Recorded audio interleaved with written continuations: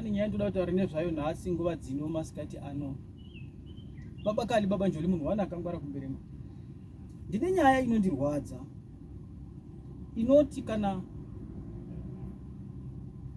Mwari vakatadza kuita favor varume vazhinji vachatadza kupinda denga.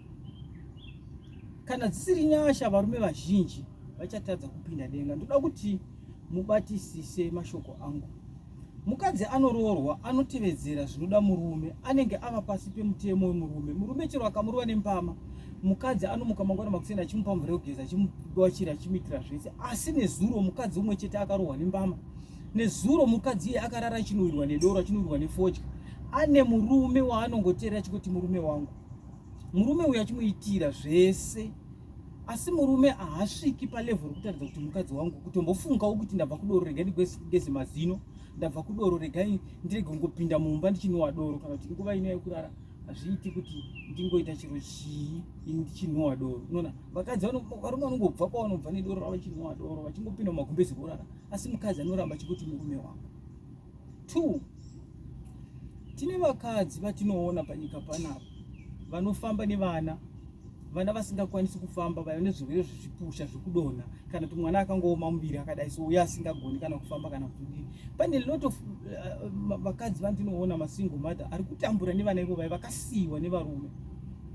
Mbondiudzai, vana baba vane vakadzi vavakasiya vane vana vane zvevakaremara nezvirwere zvezvipusha nezvirwere zvokungoma mitezo zvekuti mwana wacho agoni kana kudi, kana kuti mwana akabhenda makumbo, kana kuti mwana akadi asingakwanisi, kana kuti ndoda kuti muone urema hwese hunoita pamwana, kudai mbeveve, kudai bofu, kana kudai zvirwere zvezvipusha, anything urema hunoita pamwana. Mai vanotambura nemwana kubva ari panapukeni, ari nhumbu, kusvikira mwana iye akure, chero akazokura kusvika palevel rekuti ainzana neni, as long ari mupenyu, mai vavo ndio vanenge vachimusumudza vachinomuitira kutoilet, ndio vanenge vachimupfekeza pampers, ndio vanenge vachimugezesa.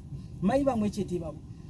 Varume havapindi denga kana vakasiya vakadzi vane vana vane vakaremara saizvozvo. Ndoda kuti kudze nometa wakafuma uri rich sei kwauri, kana kuti wakuita mabusiness ako achibudirira, kana kuti zvii zvese zvauri kuita. Asi what I want to tell you now today, ini baba kali munhu wokumberengwa 1, haupindi denga kana wakasiya mwana wako ane zvirwere zvezvipusha achienda nemukadzi iwe uchirega kunomutarira.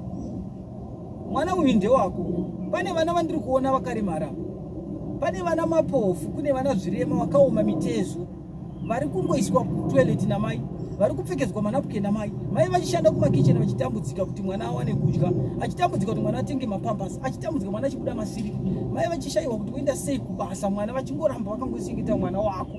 Iwe uri kufara kwaunenge uri.